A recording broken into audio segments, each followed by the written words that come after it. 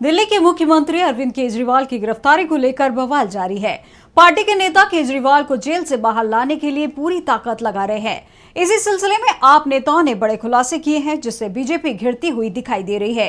BJP के राष्ट्रीय अध्यक्ष जेपी नड्डा की गिरफ्तारी की मांग तो पहले ही हो चुकी है और अब आप नेता जैस्मिन शाह ने बीजेपी से 3 सवाल किए हैं। तो क्या है ये 3 सवाल?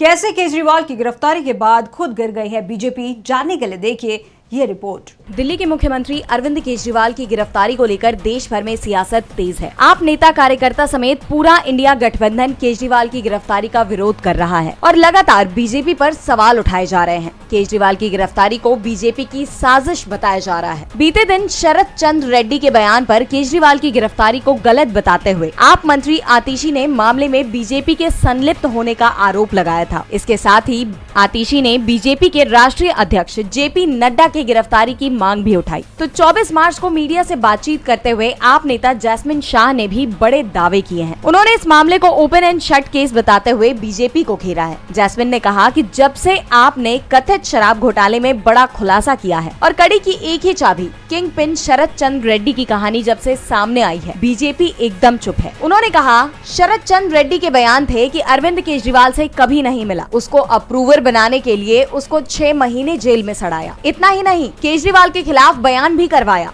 और उससे 55 करोड़ रुपए की उगाही की। बीजेपी पर आरोप लगाते हुए आप नेता ने 3 सवाल भी किए। उन्होंने कहा कि हमारे भाजपा के लिए 3 सवाल चिट्ठी के माध्यम से जेपी नड्डा को पहुंचा रहे हैं। अगर दाल में कुछ काला नहीं तो जल्द ही सार्वजनिक करें 3 जवाब। पहला, शरद चंद्र रेड्डी से बीजेपी का रिश्ता क्या है? दूसरा, 60 करोड़ रुपए लिए शरद चंद्र रेड्डी से, 55 तब लिए जब आपकी ईडी उसको किंग पिन बताती है। तीसरा, पैसे लिए तो लिए, 2 साल तक अब ये राज क्यों छिपा कर रखा? अब बीजेपी इस पर क्या जवाब देती है, ये देखने वाली बात होगी।